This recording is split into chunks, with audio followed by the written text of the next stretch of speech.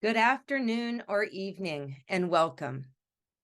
Kensington Senior Living has 7 unique communities, 4 located in Virginia, Maryland, and New York, and 3 sister communities located in California. Kensington is truly privileged to support caregivers from coast to coast. We focus on relationship-based care built on the foundation of our promise to love and care for your family as we do our own. That promise was what initially drew me to become a member of the Kensington family, as my father lived there for almost 7 years.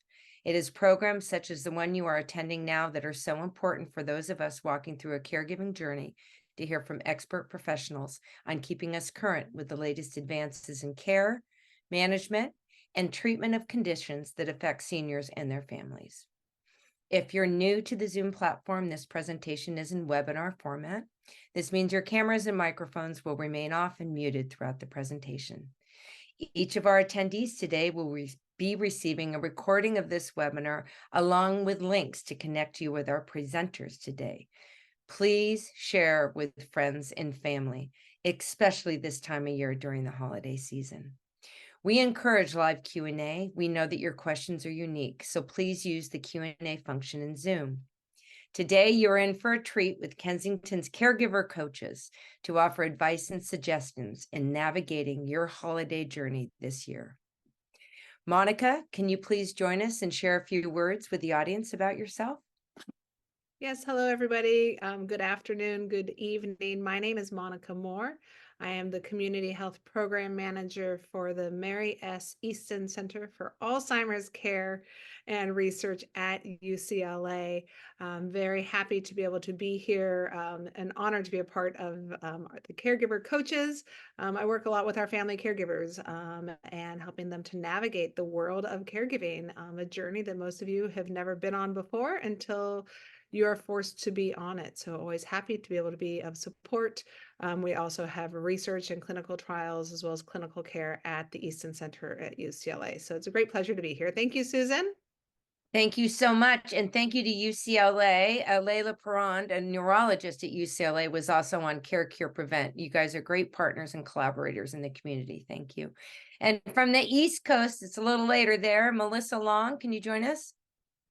Hi, thank you so much for having me. My name's Melissa Long, and I'm the Director of Education and Support at Insight Memory Care Center. My background as a recreational therapist and working with older adults for over 20 years has allowed me to not only teach, provide support, and guide people as they go through this journey that no one's expecting to have.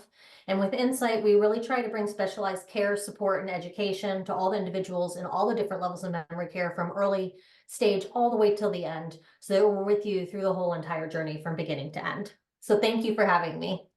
Thank you. And, our topic today is just so near and dear to my heart. My father passed away from Alzheimer's, and navigating the holidays was the most stressful and guilty period of his journey. So thank you. And Lisa Bricker, who I met pre-COVID when she was asked to open an event we had with Maria Shriver.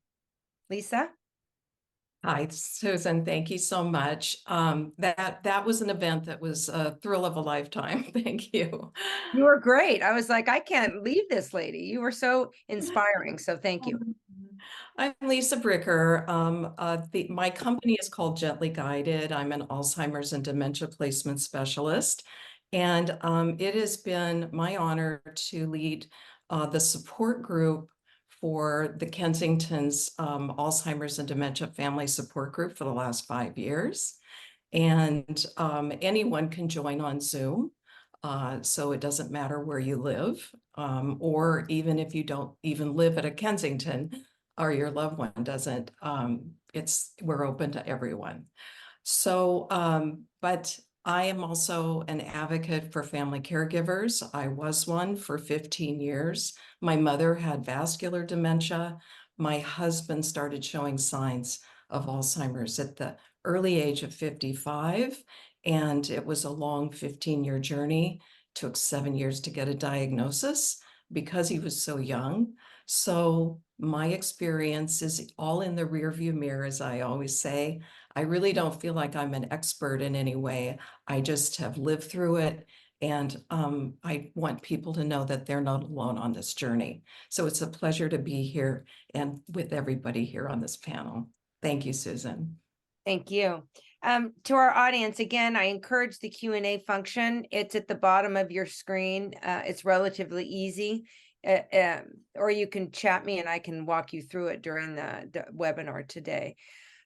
So in our conversation to prepare for this webinar, we were talking about which each of our panelists would like to kind of share that's personal to them, that they have experience with. So let's go ahead and start with that. And then we're going to jump right to the questions that were submitted during registration.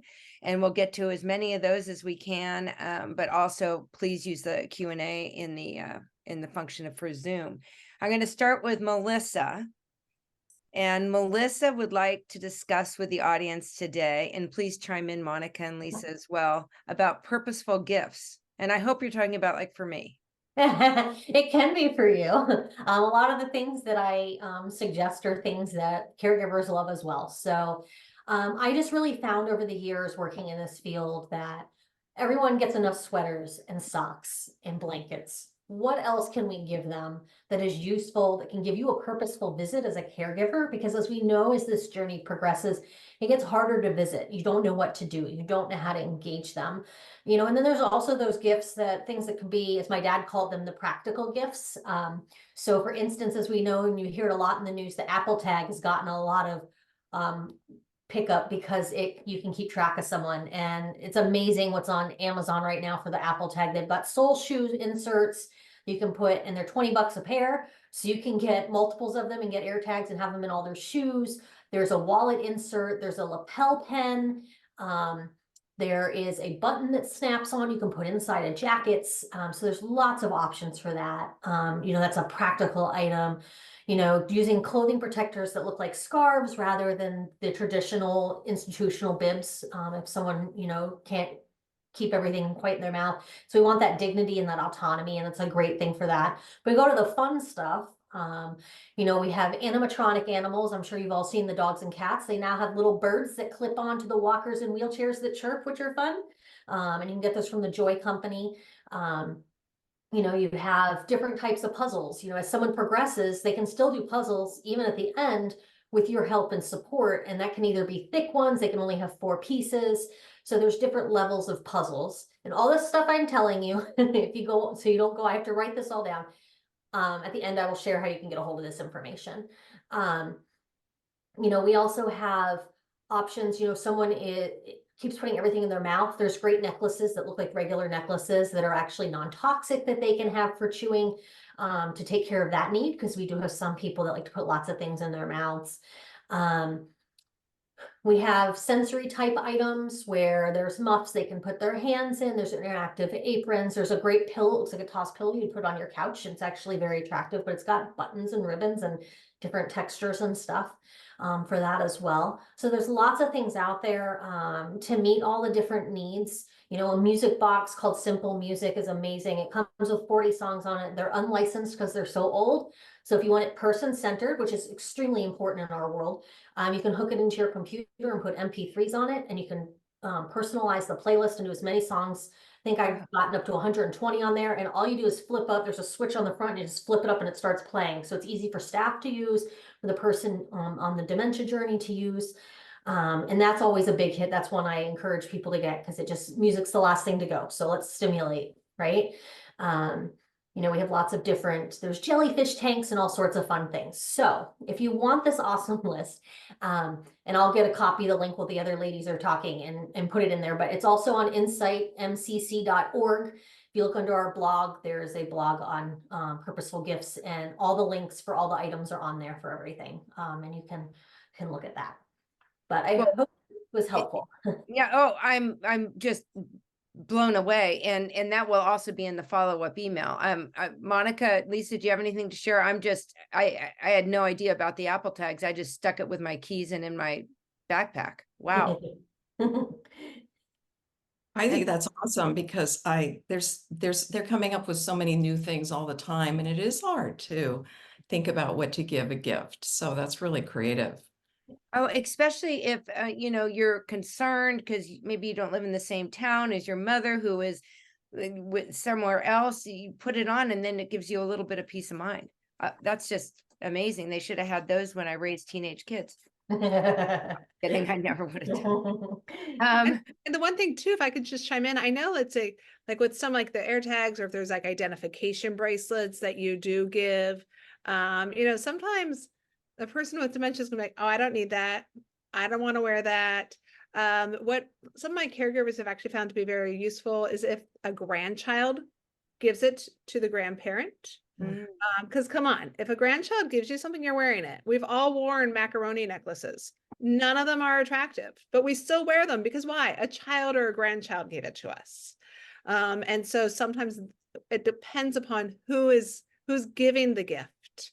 So that is a really good way too to think about it. It's not just here's a bracelet, and then your mom's gonna be like, I don't need this, but it's like, oh, here, Nana, this is something that I made this for you, or I think you would like this. I think it really can change a person's reception to a certain gift. That's a really good point. Rather than mom, you need to wear this. Exactly. And nobody give me a bird. That's all I have to say. Those little, no way. A live bird's bad enough, let alone a little animatronic bird. No. So I I just think saw that's hysterical. I just saw a question pop up that is a very typical question that I wanted to jump in with.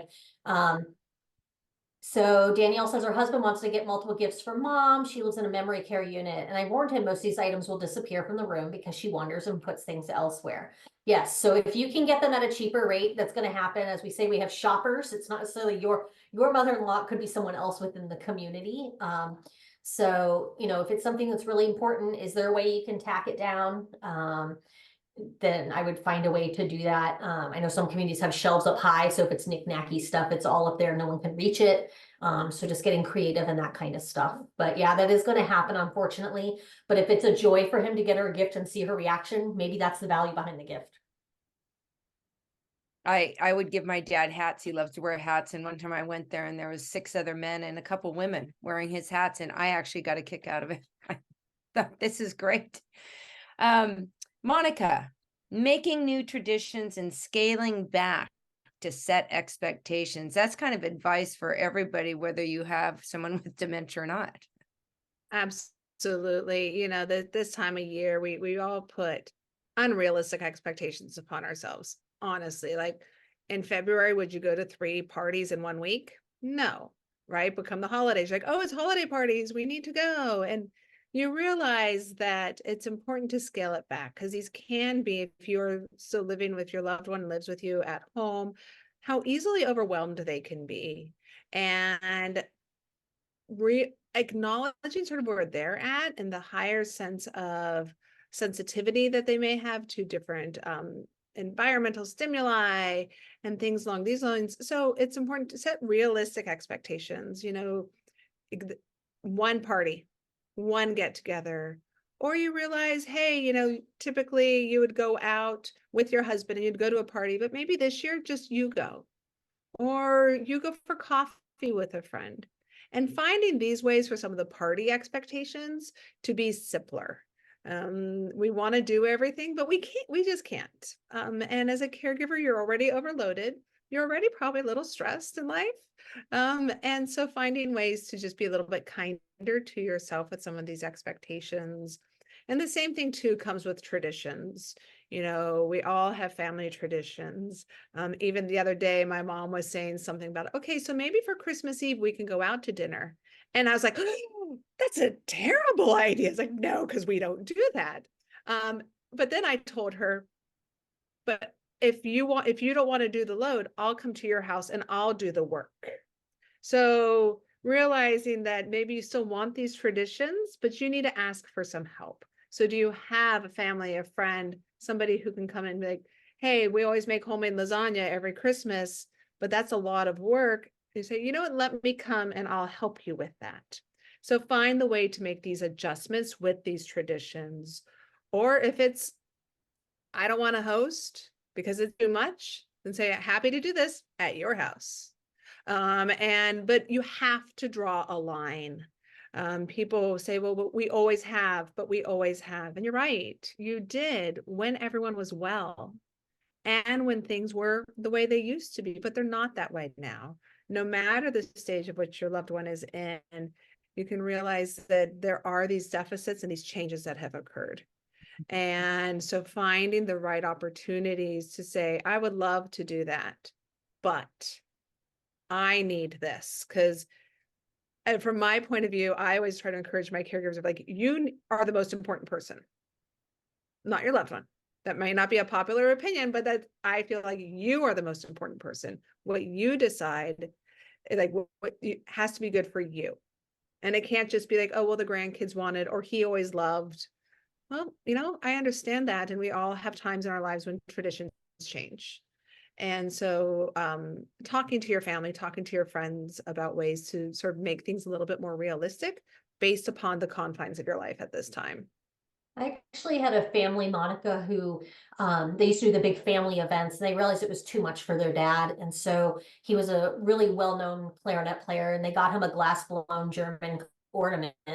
And every year they re-wrapped it, and he opened it and he placed it on the tree in the community, and that was their new Christmas thing. And it was so special that they found a way to have that special moment, but meet his needs where he was at. And so I just thought that was an interesting change that they did. Absolutely. And also, again, Melissa, I think you bring up a really good point there. If your loved one is in a community, you can do your Christmas and your traditions on a different day. Doesn't have to be the day that the calendar says. Because maybe that's going to be too hard for you. So you realize, all right, we want to do Christmas, but let's do it on the 28th. Because your loved one in the community may not know. And so it's fine. And again, be kind to yourself and say, maybe Christmas just comes with too many emotions, or Hanukkah comes with too many emotions for you. Do it on a different day. It's still being able to celebrate and still being able to be with family. And that's what matters the most. It's great. I so wholeheartedly agree with that, because I believe that being a family caregiver, whether your loved one's in a community or at home, is a leadership position, because there are so many tough decisions that you have to make. And what you're talking about is drawing lines where we can manage our own energy. And this is the great time of year to practice that, because everybody's pushed to the limit a little bit too much sometimes. So yeah, think of yourself as a leader, and but try that on as a different type of a leader. It doesn't mean you're a general. It means that you have to define that what is going to work for you as an individual. That's such a good point, because as caregivers, we have to be our own advocates. So I agree with what everybody's saying, but what I love what Monica said is, you said make a plan. Yeah. And we all say yes to the 3 parties in a week. And then I think if we asked everyone in the audience, are you glad you said yes to 3 parties in a week? When are you regretting that you did that? Because it's really quality of time, not quantity. And I love what you said, make a plan, like to your husband, to your kids, whatever. Okay, what should we do? We're not going to do it all. So what should we do? And then once you have a plan, I think you enjoy it more, rather than, oh, why did I say yes again?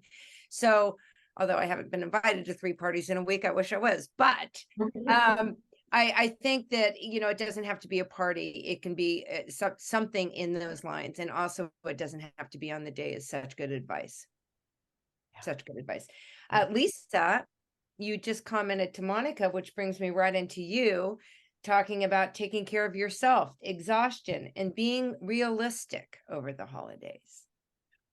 Well, I think, it's challenging in the first place to be a family caregiver, depending on where your loved one is in their progression. But it's so important that, and you said it, our loved ones are okay. They're probably lot better cared for than we are, right? And we're the ones that we're putting everyone first. So it's really important. And I use the terminology, knowing your bandwidth. of energy? How much is my bandwidth? And think of it as it can be once, taking it a day at a time, or just taking bits and pieces of every day, just depending on everybody's situation is so different, but really thinking about what's my energy capacity right now that I can handle. And it's a roller coaster ride that we're on. And so it's one step at a time, and be very, very, very patient with yourself. And our loved ones are so sensitive anyway to our own to our emotions.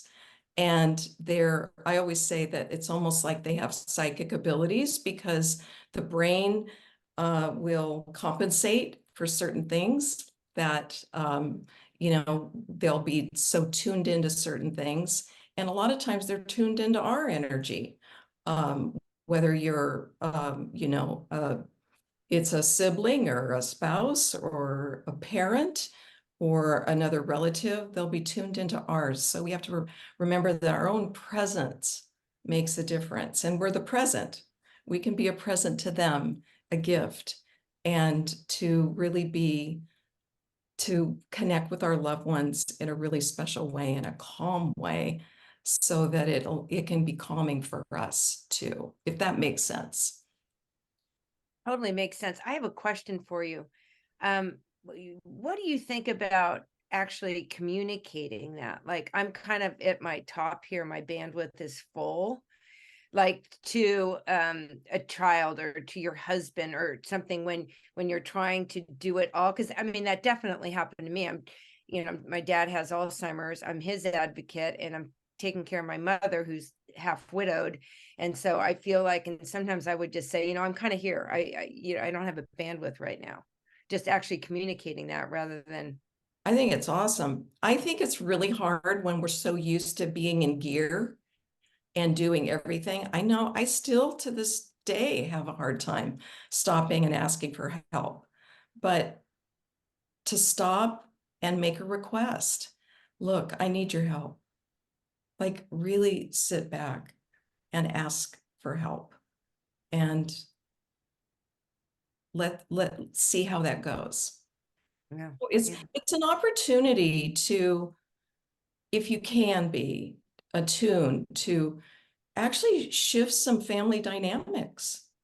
And the holidays are, maybe not the best time to practice, but what have you got to lose, right?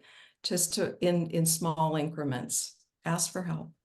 And Yeah, I think it's important to ask for help. I also think it's important that all of us on the outside be good watchers and step in and say, you know what, I'm at the grocery store. Let me give Susie a call and say, hey, do you need me to grab anything for you? Because she may not have that power within her to make that phone call to say, I need you to do this. And so I think we've got to go both sides on that one. Yeah, it was tough. In my situation, I was very isolated. So I didn't have family around. They live in Northern California. I'm based in Pasadena and in Los Angeles. So we have to find our own circle of friends sometimes, when it's, what is that inner circle of support that we can reach out to check in. It's always great to have someone that can say, hey, you can't do it all. We need that feedback from somebody else sometimes, right? And I think Lisa too, it's this world of sort of going off what Melissa said as well. It's like, we hate asking for help, right? I've got it. I'm good. I don't need help. But if any of us were asked for help, we would drop things and squeeze. Of course. What do you need? Lisa, you need what? Absolutely. Oh, happy to. So remember that when you're on the other side, like, we don't want to burden people, but what if you were asked? You want to be asked. You want to be able to help, because sometimes that's all we can do as outsiders. Like, I can't help your loved one get better. I can't give them a magic pill, but I can pick something up for you when I'm at the grocery store. You need extra wrapping paper? I have some. You need an egg? I have that.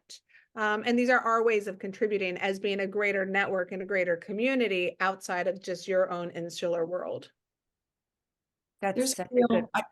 Oh, I'm sorry. I think that there's a huge, there can be a very huge failure component to being a family caregiver, because you just can't do it all yourself.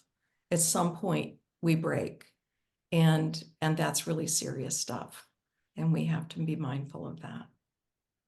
Yeah, we don't like to ask for help. It's hard. So your marching orders, audience, is to ask 3 people for 3 different things for Yep. assistance in the next week. I think you can do it by the time you get our email. Yeah, there you go. I Okay, like it. so we have something to do now. I'm going to get to the Q&A that was submitted at registration. Again, if anybody has any questions, I'm going to start with Melissa, and then everybody, please, add in your comments. If I decide to take my loved one who has dementia on a flight, what sort of preparations should I make? So let's buy those air tags, get those soles in their shoes. So important. Airports are busy, they're overwhelming. If you can get a flight and some off hours when it's quieter in the airport, put earplugs in so they don't get overstimulated, but all the sounds around them would be good. Oh, earplugs. Even if they like to walk, put them in a wheelchair and say, you know what, there's just so many people, and that will help you get them where they're going without, even if they get overstimulated, they're in a chair and not stopping and having a panic attack because they don't know where to step or walk. Making sure you have music available to them. Can you bring an MP3 player, an iPod, and play music that they like? We had a participant at the center who was struggling getting on the transportation to come, and I suggested to his wife to put headphones in his phone, and we put on some Johnny Cash for him. He was happier than a clam on his rides. So it's an easy way to deal with those behaviors when those things are happening. And then a couple of favorite things in their carry-on, whether it's a blanket or something that can remind them of home. Also talk to the doctor. I'm not someone to say give people medication, but to have something as PRN in case something does go wrong. But I also think to remember when you look at trips, who's the trip for? I think that's really important. Is it something you are wanting to do one last time, or is it something that they really want to do? Are they still in those early stages and saying they want to go? And I have found a lot of people say more of the problem is not in the airport on the way there, it's on the return, because they've been broken of their routine and they've got to try and readjust to the routine. And that's usually where you see all the behaviors is when you get home. And it could take a week or so to get back into rhythm. So those are just a couple of things I would keep an eye on. Yeah. I'd also suggest too, just making sure that if you are on the plane, talk to the flight attendants. Mm-hmm. Tell them, we have these nice little, they're business size cards that say the person that I am with has memory impairment, please be patient. So maybe come up with some cards like that, go to Staples, get the business card side, type them up, whatever wording you want to use, and give those to the flight attendants. Or give it to the people near you who are sitting around. Because what if your loved one has a disruptive behavior during the flight, or if they need to keep getting up, going to the bathroom during the flight? So making sure that people around you understand your situation so that hopefully they'll have a little bit more compassion and they'll be able to help out as well. Absolutely. I love those cards. Yeah. I'm sorry, Lisa, but those cards, not just on a flight, a bus ride, a train, trying to go, because I made the mistake of doing that with my father getting on a plane. It was a mistake because the fasten seatbelt sign means nothing. Yeah. So you got to go. And I was telling the flight attendants, I'll take full responsibility. It was a disaster. I wish I'd never done it. And I did it for me out of my guilt. But I love those cards. I mean, even going out to restaurants and things like that, if you feel that you really want to do that with them, why not give a card to the hostess or I love those cards. Yeah, our cards are actually English and Spanish.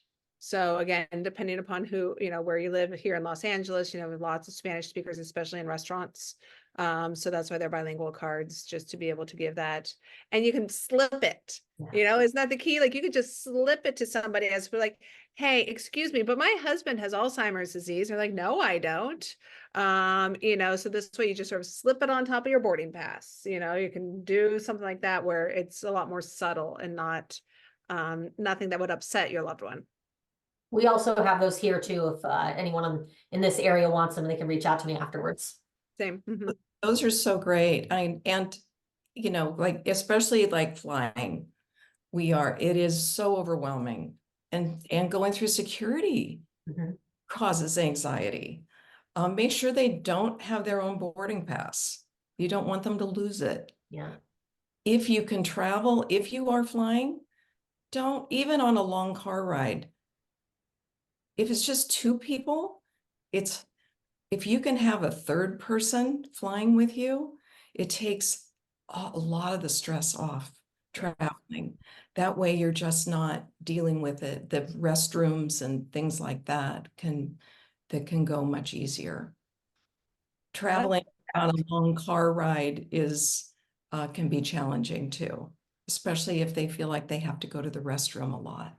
So it's anything, we have to be like Girl Scouts here and Boy Scouts. We have to be really prepared, unfortunately. And all I say is everything I've learned was in the rearview mirror all along the years and all the families I've worked with. So Great wisdom. Great wisdom. And that thing about three people is I was with my dad and he had to go to the bathroom. And I said, I'm going to stand right here. And he didn't come out and he didn't come out. And I was going up to strangers saying, my dad is in there. Can you help me? So really good advice on that.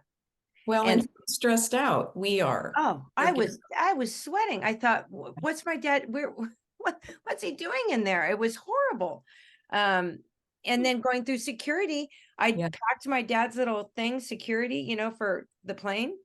He somehow slipped some stuff in there, and we're going to security and bells and whistles are going off like this and that. And I thought, oh my gosh. And then they said, we need to go through your bag. And he got really agitated. You can't go through my bag. Oh, it was not fun. Not fun. So thank you for all that advice. Monica, should we tell our family that our loved one has dementia before we go on a visit, and what's the best way to navigate through that? My thought is if you don't, they're going to figure it out while you're there. And then there's going to be questions. I'm a big fan of just getting in front of stuff.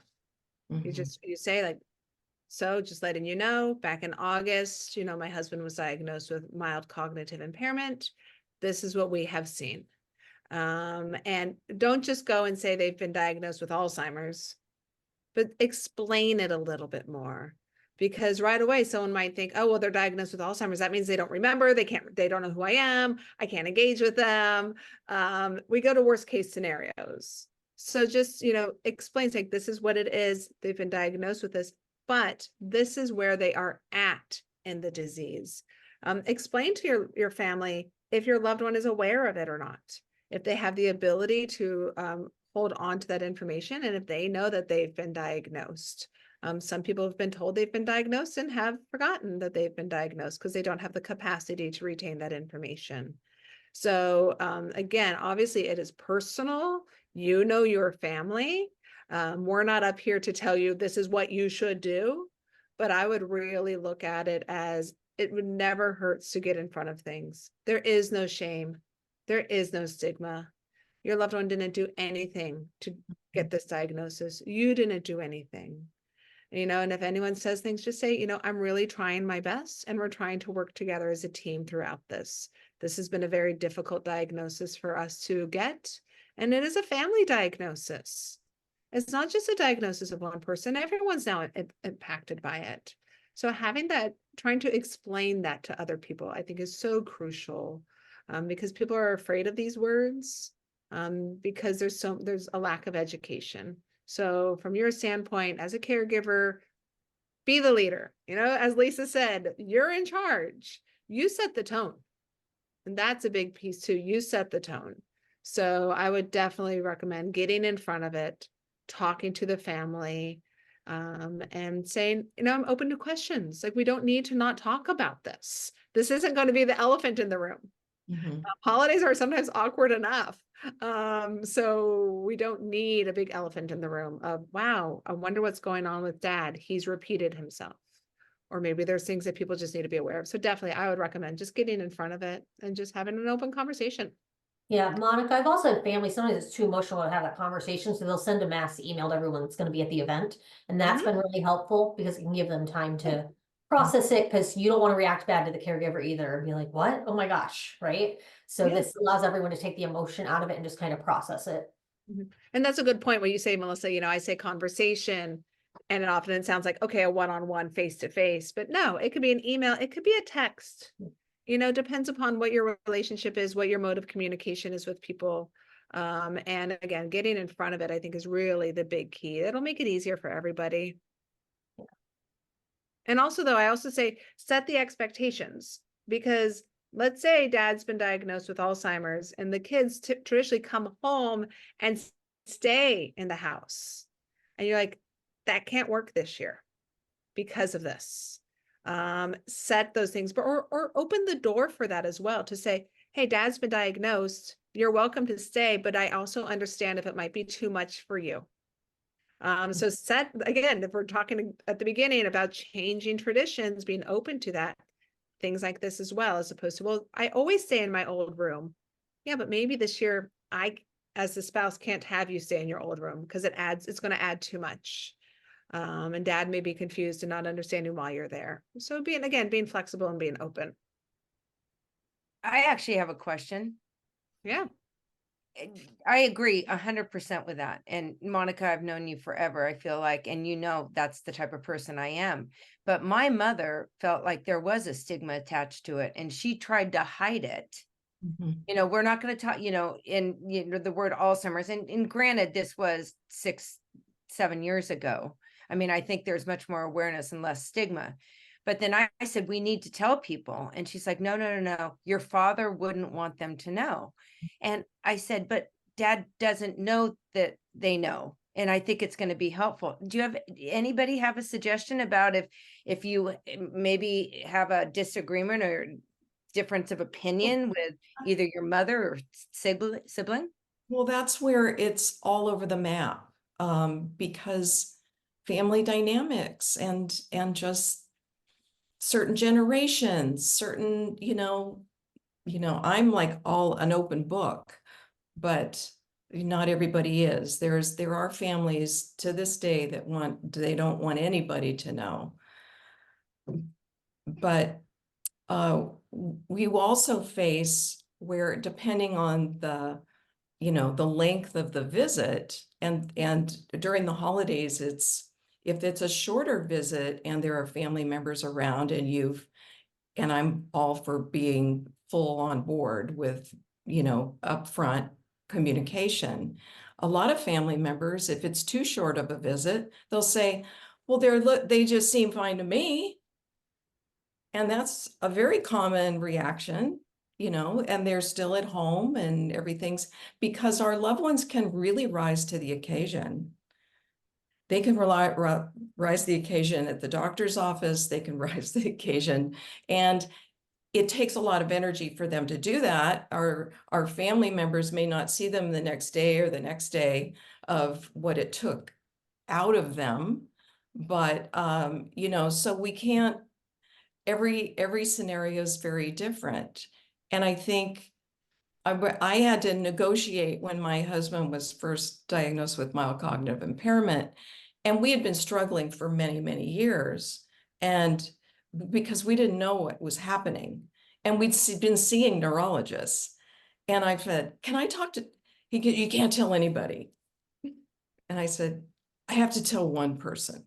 And then eventually it became 2, and then 3, and then that's how I met Monica. I met her at Alzheimer's LA because we became part of, their support group, and it was okay. But there's a lot of shame and there shouldn't be, but it's a devastating disease, diagnosis to get for a family.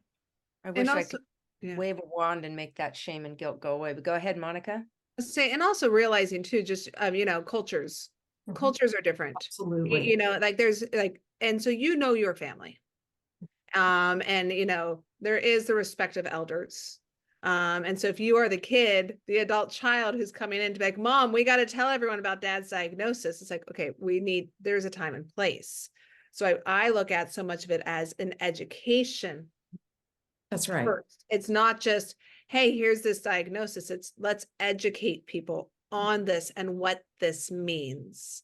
And even if it is this holiday season, no, we can't tell people because Mom won't allow it. Well, let's start working on Mom to be open to maybe next holiday season we can share this news, and realizing it's not just something that everyone feels comfortable with sharing the moment the doctor says it, because it's a lot to process.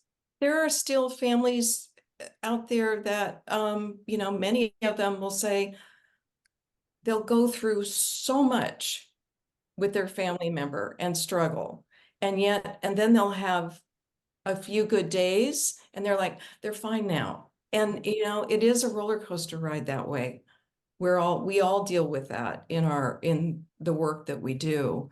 And it can really, Melissa, do you have any comments on that? Because it can be, every day is a bit different. Yeah, it's exhausting, and Yeah.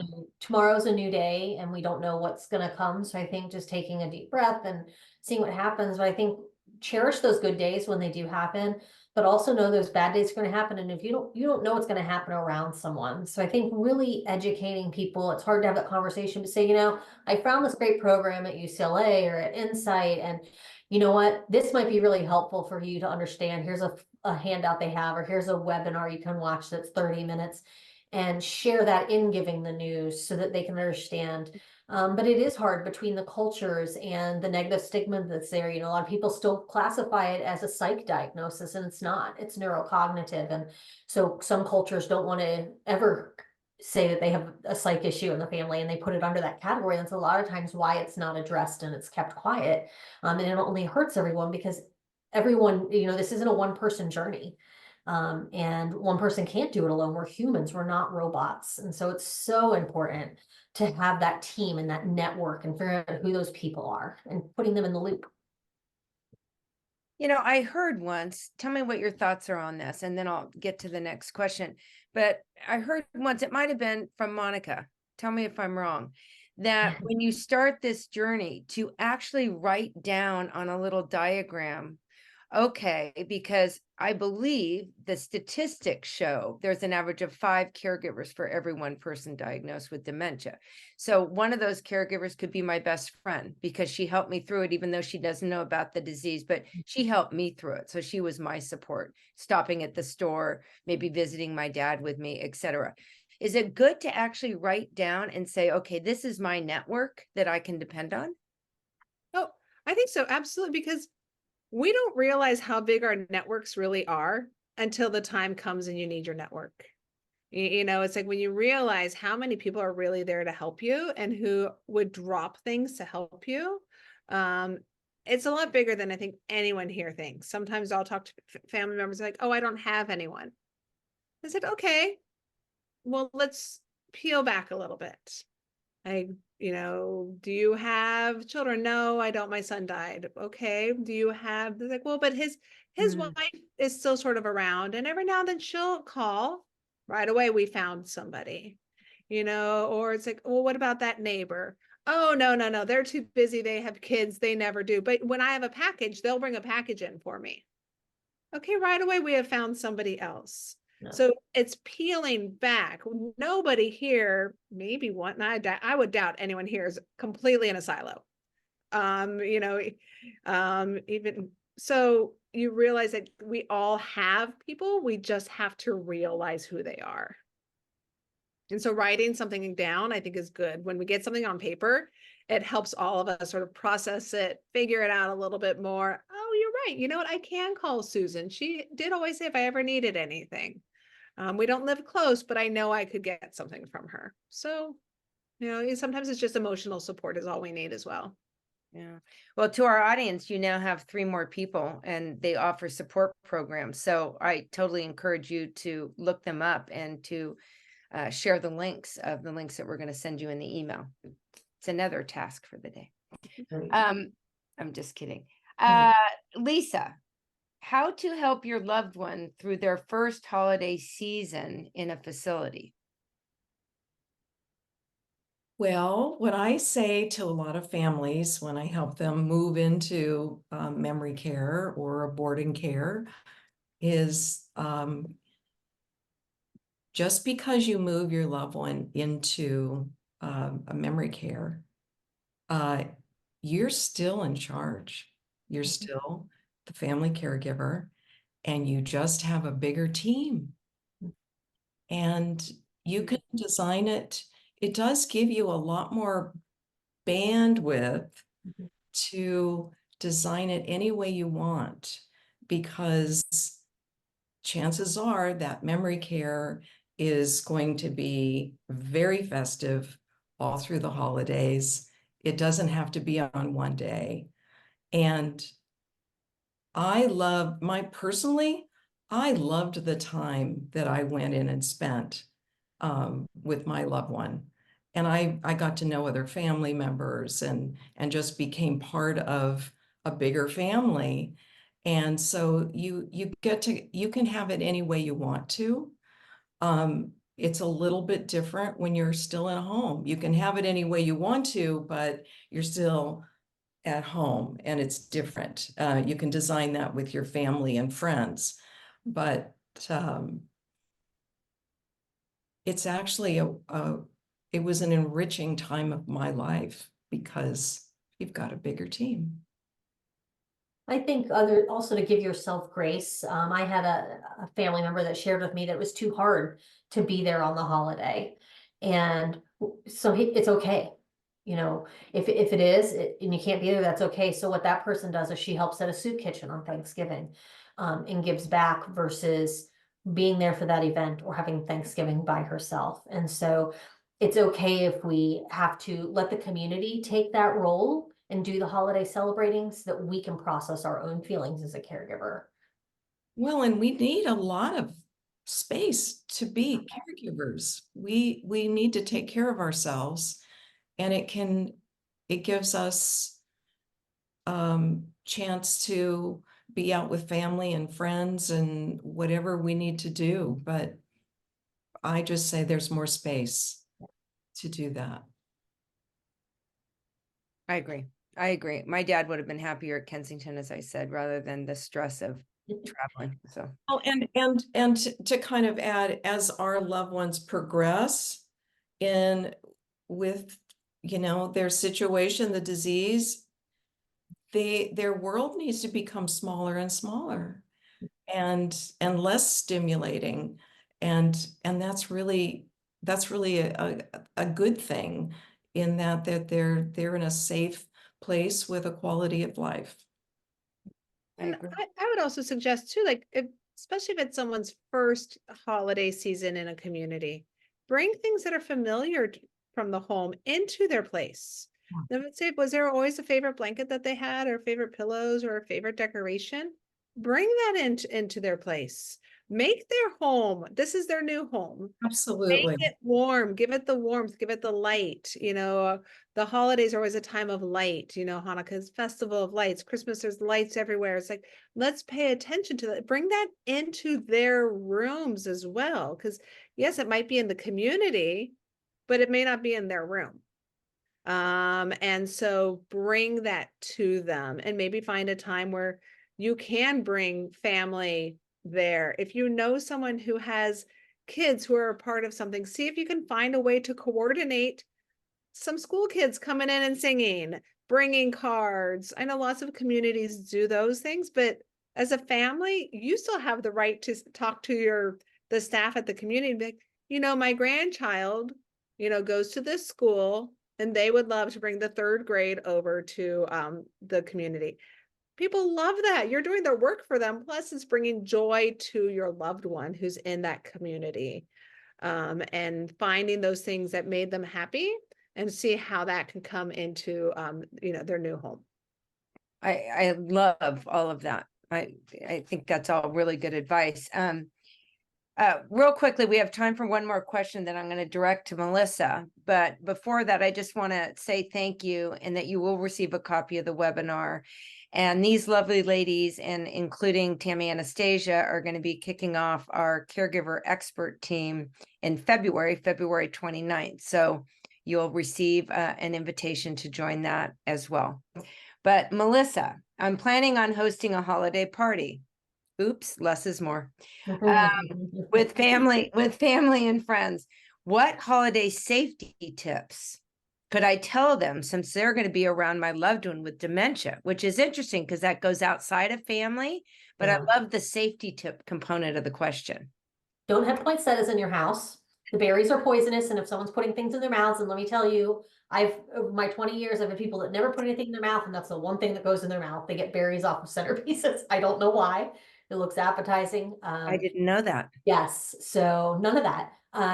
Making sure that, if there is going to be a lot of people, do you have a quiet space for them where they can go and get away from it all?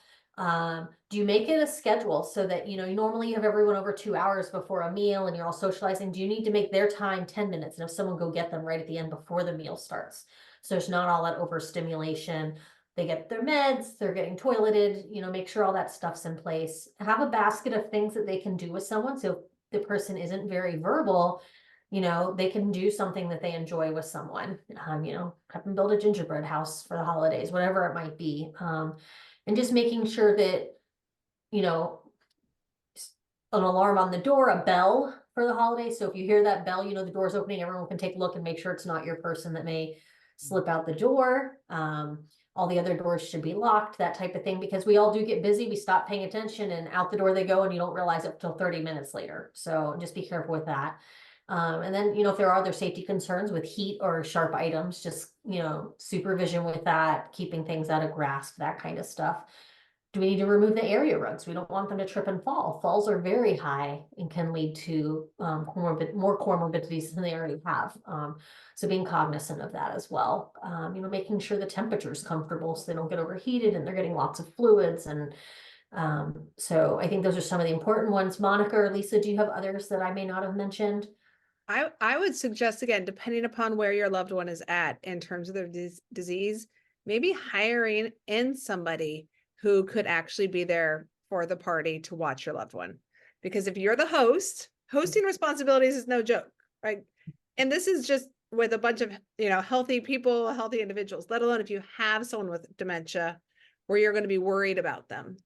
Or if your loved one is still in the earlier stages, ask one of your party guests, do you mind just keeping an eye out for Jim? Like, just keep an eye, check up on him every now and then. But trying to find somebody who could be there, your eyes and ears for your loved one, so you don't have to during that time.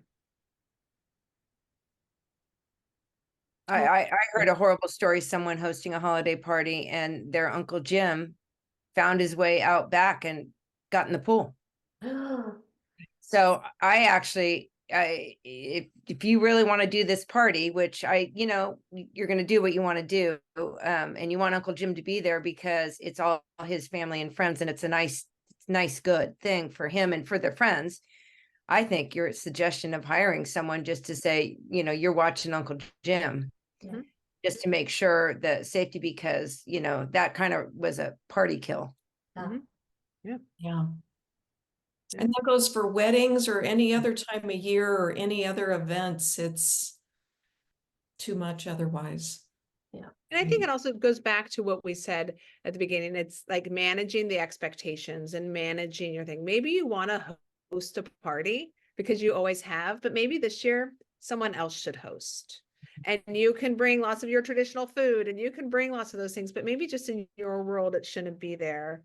And maybe, again, your loved one shouldn't even come.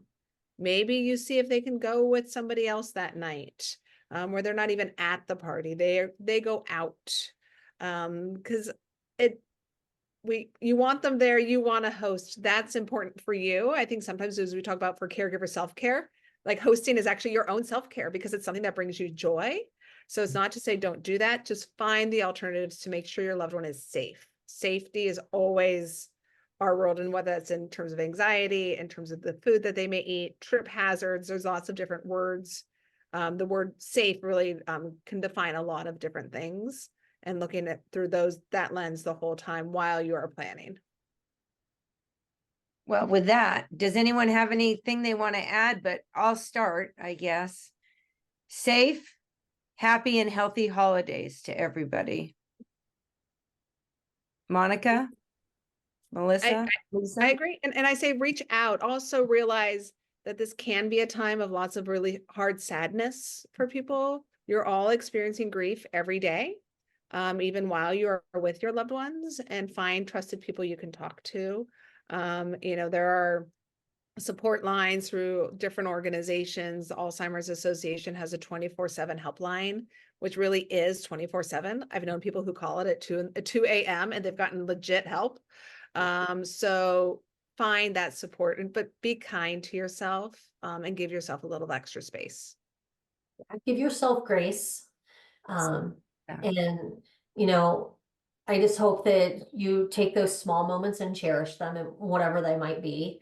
It can be as simple as someone responding and smiling at you. And take those and enjoy them and hold on to those moments, because those are the moments we all look for, and they're going to help us get through the hard moments. I think it's a tender time throughout the holidays. And just remember, we don't get these moments back.